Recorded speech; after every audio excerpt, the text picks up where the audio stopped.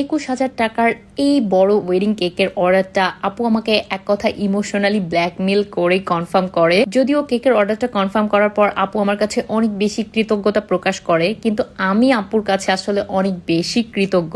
কেননা আপু যদি রিকোয়েস্ট করে অর্ডারটা কনফার্ম না করতো তাহলে এত সুন্দর একটা কেক করার অভিজ্ঞতা আমার হতোই না। মূলত আমরা যারা বেকারসরা আছি তারা প্রতিনিয়ত নতুন নতুন কাজ করার মাধ্যমে নতুন নতুন অভিজ্ঞতা অর্জন করি, এবং এই বিশাল কেকটাও আমি একটা ছোট্ট ট্রিক্স অ্যাপ্লাই করার কারণে এত সেফলি করতে পেরেছি এবং ডেলিভারি করতে পেরেছি।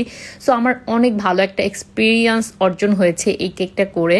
সেজন্য আমার পরবর্তীতে অনেক বেশি ভালো লাগা কাজ করেছে যে হ্যাঁ, এই কেকটা করাতে আমি নতুন কিছু আসলে অ্যাচিভ করতে পেরেছি। মূলত এই কেকটা ছিল 8 পাউন্ডের একটা কেক, যেটা পরবর্তীতে আসলে অনেক বেশি ওয়েট হয়ে যায় যেহেতু এটা বাটার ক্রিম ফ্রস্টিং ছিল প্লাস ফন্ডেন্ট কাভার ছিল।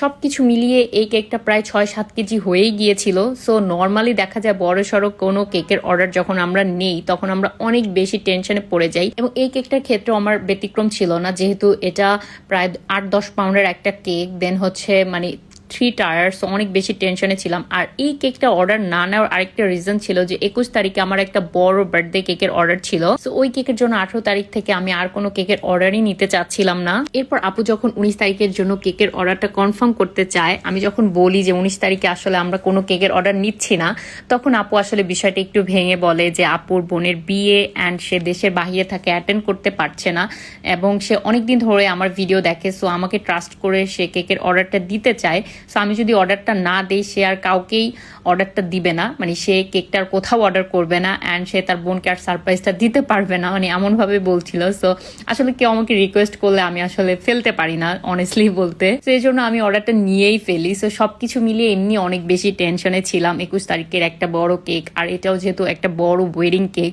সো অনেক বেশি টেনশনে ছিলাম। এই কেকটা টেনশন ফ্রি করার জন্য আমি একটা ট্রিক্স অ্যাপ্লাই করি, যেখানে বোর্ডের মধ্যে আসলে স্টিক ছিল, এটা আমি কাস্টমাইজ করে বানিয়ে নেই। এটা নিয়ে আমি পরবর্তীতে আরেকটু ডিটেলসে আরেকটা ভিডিও দিব। এবং এইভাবে বোর্ডটা ইউজ করার কারণে আমার টেনশন অলমোস্ট হচ্ছে 80% কমে গিয়েছিল, অ্যান্ড কেকটা এত বেশি সাপোর্ট পাচ্ছিল আলহামদুলিল্লাহ।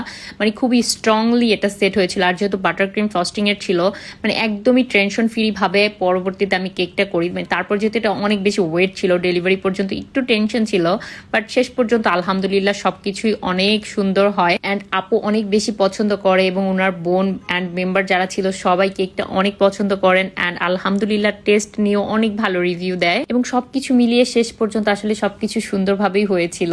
সো আমি মাথায় ছিল যে ইনশাল্লাহ যদি অর্ডারটা নিতে পারি শেষ অবধি হয়তো সবকিছু সুন্দরই হবে। সো ওইটা ভেবেই আমি অর্ডারটা নিয়েছিলাম, এবং শেষ অবধি সেটাই হয়েছে।